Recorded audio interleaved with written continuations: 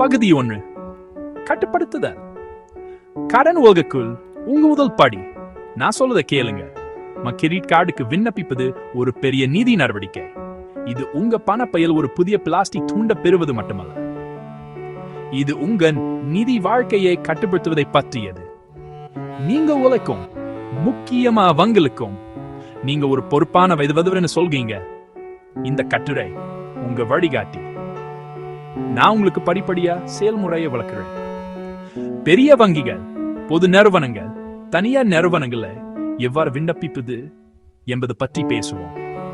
இந்த வழிமுறைகளை பின்பற்றுவது உங்களுக்கு ஒப்புதல் பெற்று ஒரு வலுவான நிதி எதிர்காலத்தை உருவாக்க உதவும். எனவே கவனமா கேளுங்க.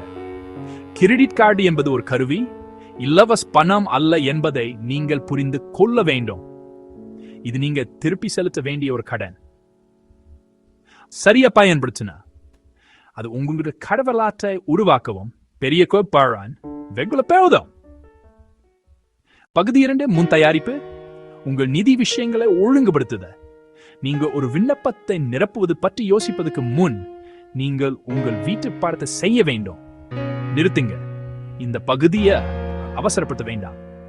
நீங்கள் முதலில் செய்ய வேண்டியது தகுதி சரிபார்ப்பு.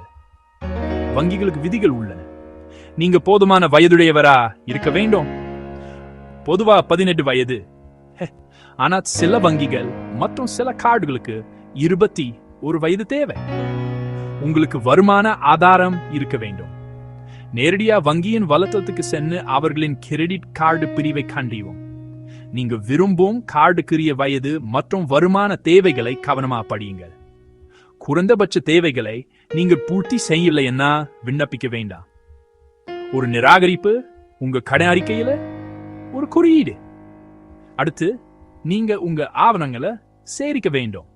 இது உங்க நிதி சுவிவரத்தை தயாரிப்பதா நினைச்சு கொள்ளுங்க.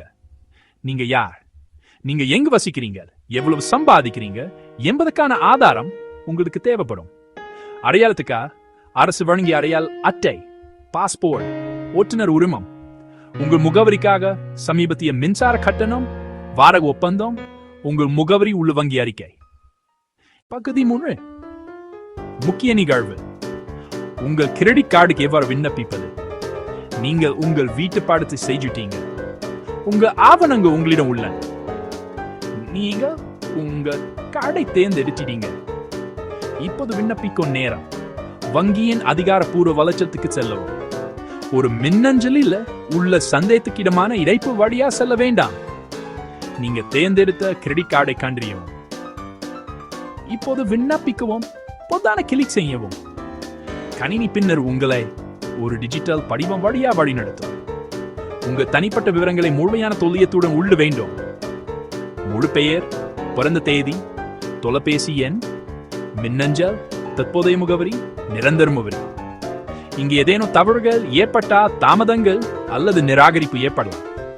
உங்க தனிப்பட்ட தகவலுக்கு பிறகு உங்கள் வேலை வாய்ப்பு மற்றும் வருமான விவரங்களை உள்ளிடவும். நேர்மையாக இருங்க. உங்கள் வருமானத்தை மிகப்படுத்த வேண்டாம். இந்த தகவலை சரிபார்க்க வங்கிகளுக்கு வழிகள் உள்ளன. பொய் சொல்வதில் பிடிபடுவது உங்க விண்ணப்பத்தை நிராகரிக்க விரைவான வழி. நீங்க சேகரித்த ஆவணங்களை பதிவேற்றும். அடையாள அட்டை, முகவரி ஆதாரம், வருமான ஆதாரம், ஸ்கேன் அல்லது புகைப்படங்கள் தெளிவாகவும் படிக்கக்கூடியதாகவும் இருப்பதை உறுதிப்படுத்தும். திரையுடைய வழிமுறைகளை கவனமா பின்பற்றும். நீங்கள் உங்க விண்ணப்பத்தை சமர்ப்பித்த பிறகு வங்கியின் வேலை தொடங்குது. உங்க காத்திருப்பு காலம் தொடங்குகிறது. இது ஆய்வு மற்றும் சரிபார்ப்பு நிலை. அவர்கள் உங்க கடன் மதிப்பெண்ணை கடன் பணியங்களுடன் சரிபார்ப்பார்கள். உங்க அடையாளத்தை சரிபார்ப்பார்கள். உங்க முகவரியை சரிபார்ப்பார்கள் மற்றும் உங்க வேலை வாய்ப்பை சரிபார்ப்பார்கள். ஒரு வங்கி பிரதிநிதி விவரங்களை ஊடிப்படுத்த அழைக்கலாம். தொழில் ரீதியா பதிலளித்து உங்கள் விண்ணப்ப விவரங்களை கையில் வச்சுக் கொள்ளுங்க.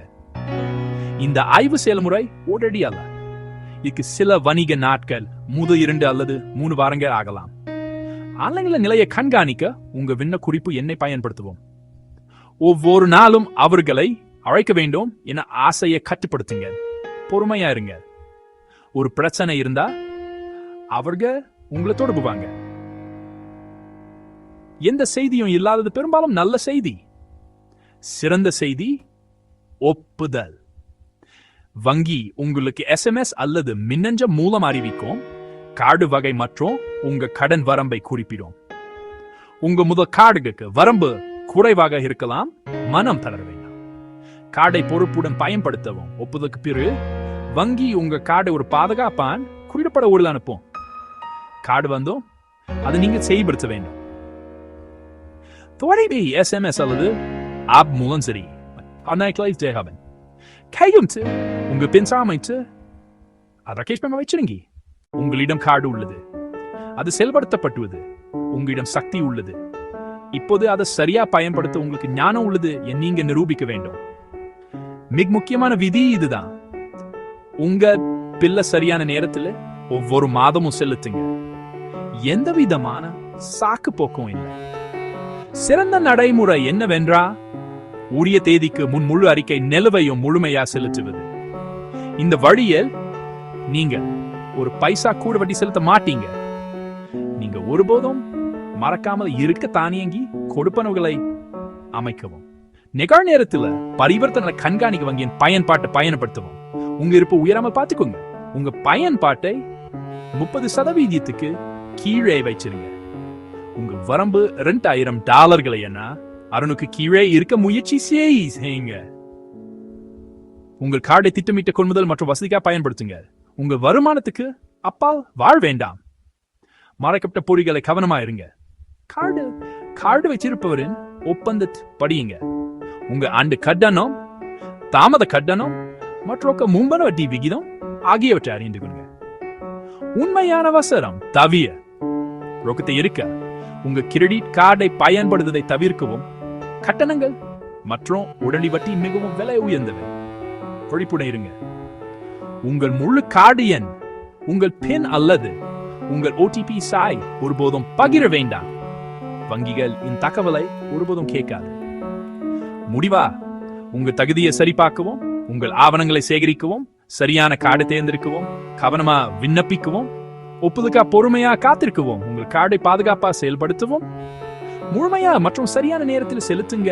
சிறிய எழுத்துக்கள் படியுங்க. உங்கள் பணத்தின் எஜமானரா இருங்க. இது செய்தா உங்களுக்கு ஒரு கிரெடிட் கார்டு மட்டுமல்ல, நிதி சக்தி இருக்கும்.